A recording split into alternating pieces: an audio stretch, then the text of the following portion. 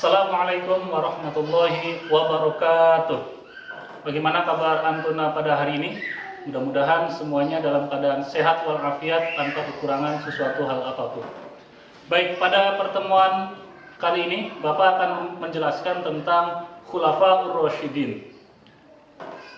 Khulafaur Rasyidin secara bahasa itu terdiri dari dua kata, yaitu kata khulafa'u dan kata ar-rasyidina, yang mana kedua kata itu merupakan kata yang berbentuk jamak. Ya, khulafa'u itu adalah kata yang berbentuk jamak taksir, yang mana bentuk mufradnya atau bentuk tunggalnya adalah kata khalifah yang memiliki arti pengganti atau pemimpin.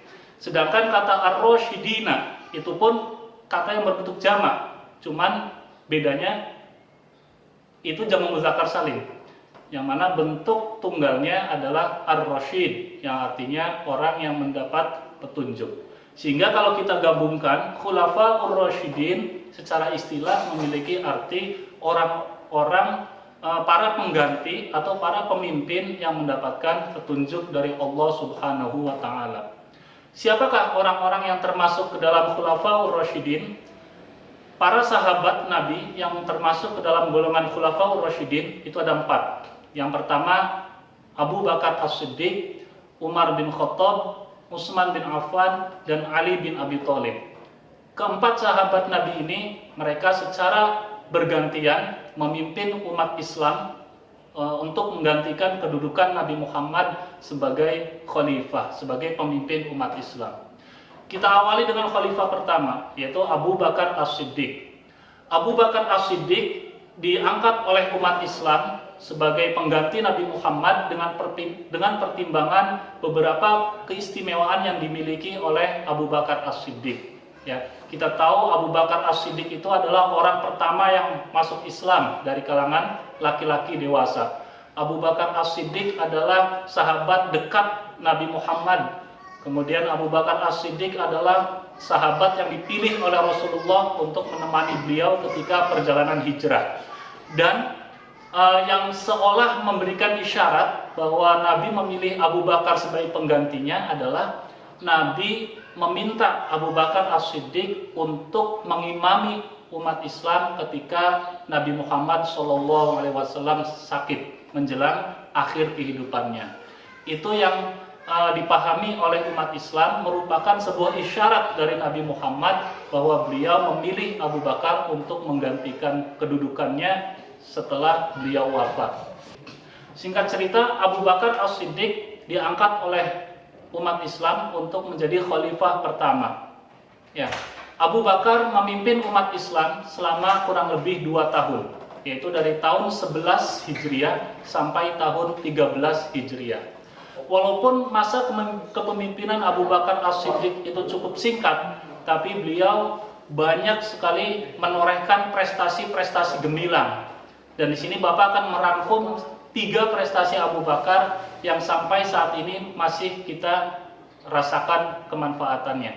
Apa saja? Yang pertama adalah keberhasilan Abu Bakar di dalam membenahi masalah-masalah yang muncul di dalam internal umat Islam pasca wafatnya Nabi Muhammad.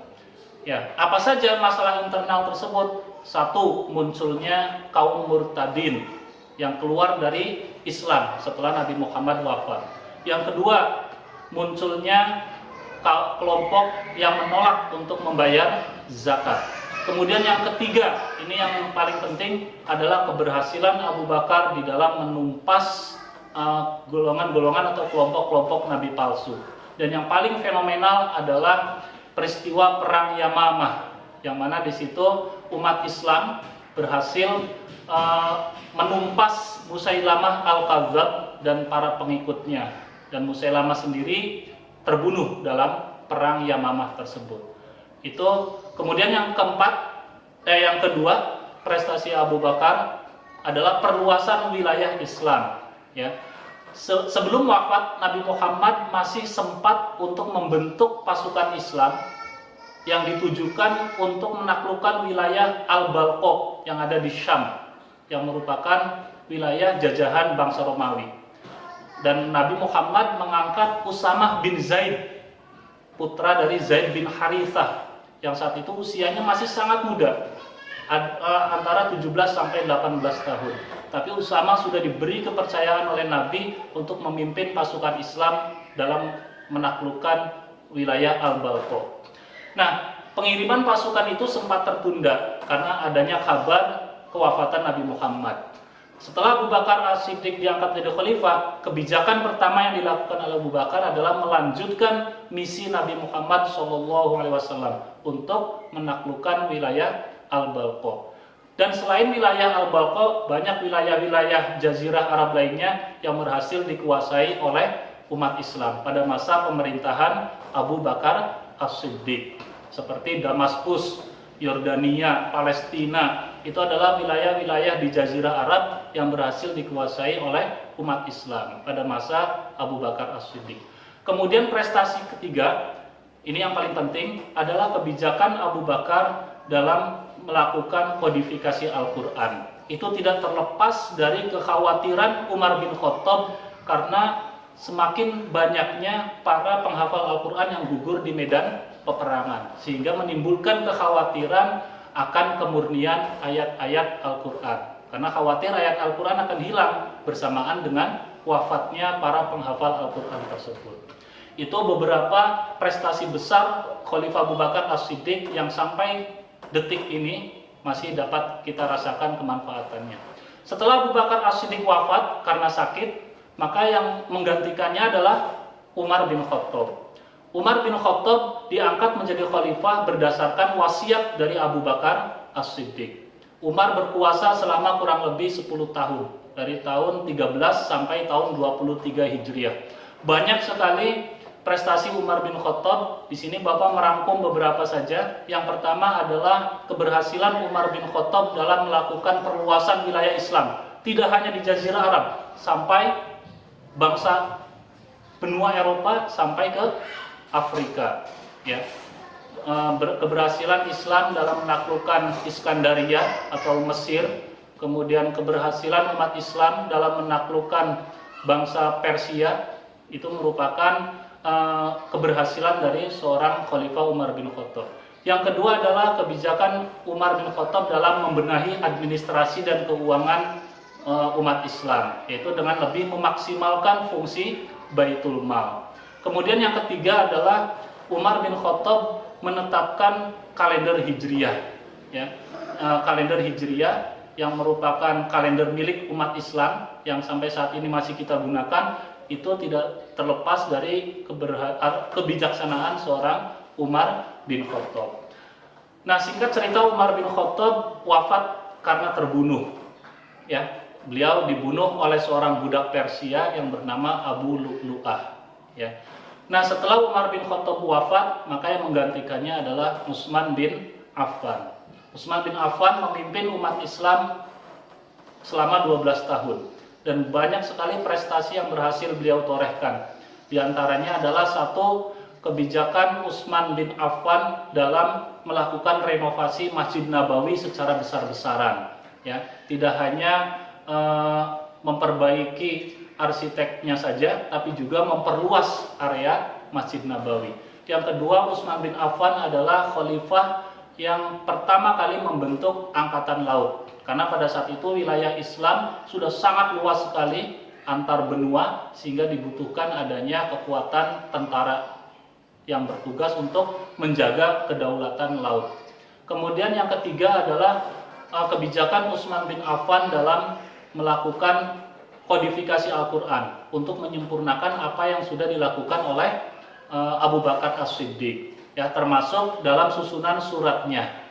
Karena kita tahu, kita lihat Al-Quran sekarang itu susunannya diawali dari surat Al-Fatihah dan diakhiri surat An-Nas. Padahal kalau dari sejarah turunnya Al-Quran kepada Nabi, surat pertama yang turun kepada Nabi itu adalah surat Al-Alaq, dan yang terakhir adalah surat Al-Maidah ayat 3 ketika peristiwa Haji Wada.